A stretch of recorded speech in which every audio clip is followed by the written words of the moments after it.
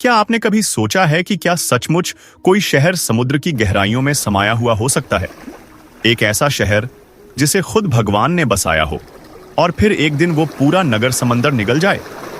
कहते हैं हजारों साल पहले भगवान श्री कृष्ण की नगरी द्वारका समुद्र में डूब गई थी।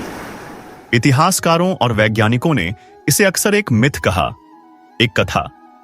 लेकिन आज हम उस कथा को हकीकत में बदलते हुए देखने जा रहे हैं। अरब सागर के बीचों बीच एक अत्याधुनिक सबमरीन समुद्र की सतह पर धीरे धीरे आगे बढ़ रही है। अचानक एक हेलीकॉप्टर आसमान से आता है और हवा में मंडराने लगता है। उसमें से एक स्कूबा ड्राइवर अर्जुन पूरी तैयारी के साथ समुद्र में छलांग लगाता है और सीधे चलती हुई सबमरीन पर उतरता है। जैसे ही वह सबमरीन के अंदर पहुंचता है, वहां पहले से मौजूद वैज्ञानिक टीम उसका स्वागत करती है। इस मिशन की अगुवाई कर रही है डॉक्टर सिया, एक अंडर वाटर आर्कियोलॉजिस्ट, जिनका मानना है कि उन्होंने समुद्र के भीतर एक ऐसे रहस्य का सुराग पाया है जो मानव इतिहास की सबसे बड़ी खोज साबित हो सकती है। सबमरीन समुद्र की अंधेरी गहराइयों में प्रवेश करती है। चारों ओर सिर्फ नीली नीरवता और एक रहस्यमयी सन्नाटा। और फिर सामने आता है एक विशाल पत्थर का ढांचा, एक मंदिर नहीं, सिर्फ मंदिर नहीं, एक संपूर्ण नगर, खंभों, मूर्तियों और द्वारों से सजा हुआ। हर दीवार, हर शिला पर प्राचीन भारतीय कला की छाप।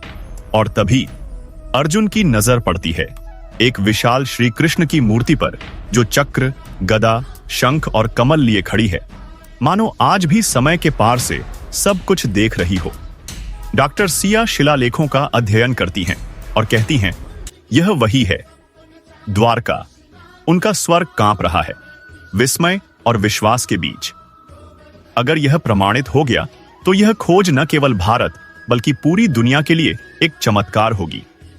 एक ऐसा सत्य जो अब तक कथा समझा जाता था, आज वह हमारे सामने है। और जैसे ही कैमरा मंदिर की मूर्ति से ऊपर उठता है, समुद्र की गहराई में पूरा एक नगर दिखाई देता है। शायद यही वह स्थान है जिसे समय ने भुला दिया था, लेकिन सागर ने संभाल कर रखा था। कुछ रहस्य वक्त से भी बड़े होते हैं, और जब वे सामने आते हैं तो सभ्यता की नींव हिल जाती है। द्वारका अब सिर्फ एक कथा नहीं, यह हमारी आंखों के सामने एक जीवित सच्चाई बन चुकी है।